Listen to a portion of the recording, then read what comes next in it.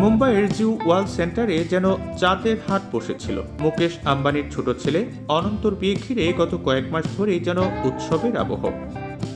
Pre wedding থেকে বিয়ে, রিসেপশনের সব আয়োজনই যেন স্বপ্নের মতো। গত 12 জুলাই মুম্বাইয়ে ধুমধাম করে সম্পন্ন হয়েছে মুকেশ আম্বানি ও নীতা আম্বানির পুত্র অনন্ত আম্বানি এবং রাধিকা মার্চেন্টের বিয়ে। বিয়ের দিন কেমন খাওয়া দাওয়ার আয়োজন হয়েছিল আম্বানি পরিবারে?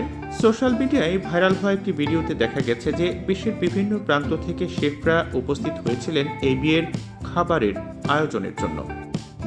জানা গেছে ভারতের বিভিন্ন প্রান্তের খাবারের রাজকীয় আয়োজনের পাশাপাশি বিশ্বের দরবারের বিভিন্ন জনপ্রিয় পদ ছিল বিয়ের মেনুতে।